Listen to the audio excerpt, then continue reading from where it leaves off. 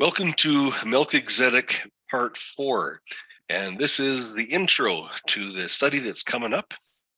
Scripture has a lot more to teach us about Elohim, or E, as in capital E, Elohim, if we will just investigate.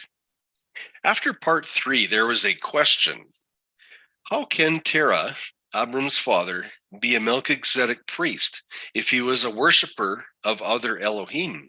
At least it sounded that way in Joshua 24. Where did this teaching come from? Did it come from the internet?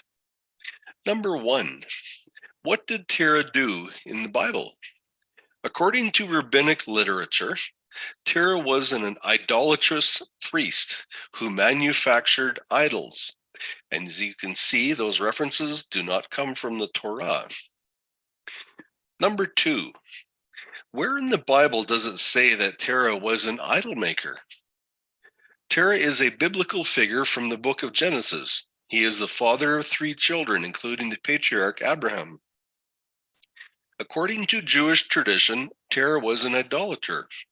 Terah also made and sold idols, as the Midrash Genesis Rabbah 38 explains. Number 3, did Abraham's father make idols? Now, Abraham's father was an idol maker named Azar, who carved the wooden gods worshipped by his people. But Abraham was a believer in the one God and not in the gods made by hand. Azar would send Abraham and his other sons to sell idols in the marketplace. But wait, there's more. And we're going to look more from the internet and some other ministries.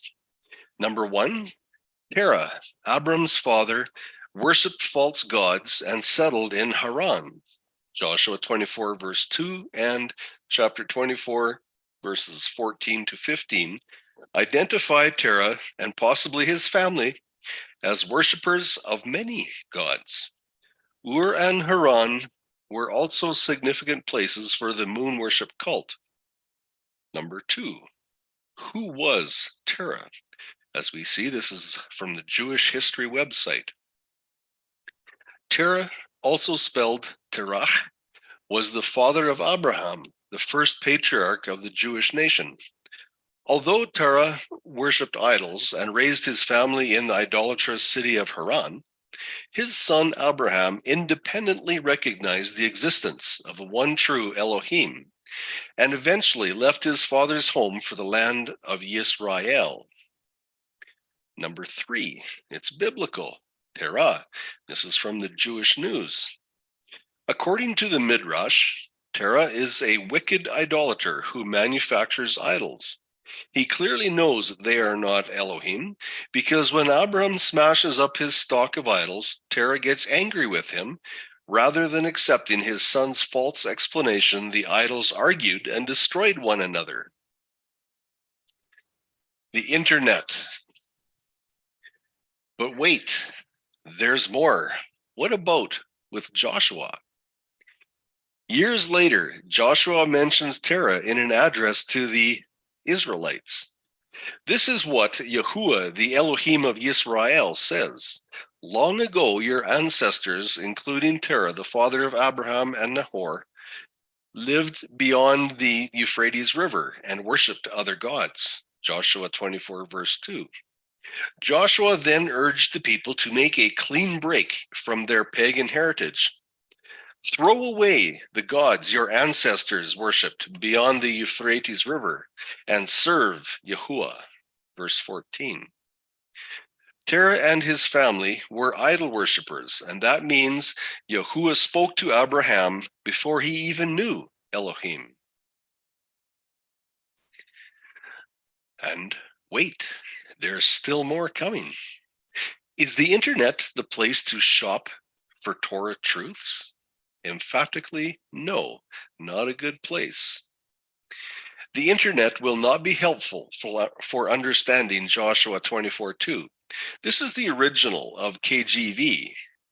And Joshua said unto all the people, Thus saith Yahuwah, the Elohim of Israel, your fathers dwelt on the other side of the flood in old time, even Terah, the father of Abraham, and the father of Nahor, and they served other Elohim. Out of this bundle of names, who is they? Who does they specifically reference? We need to pay attention. While this investigation for Terah is way after the flood, our search in the scriptures will begin way before the flood, after the part 4 introduction. So we invite you to come and see this interesting study. How?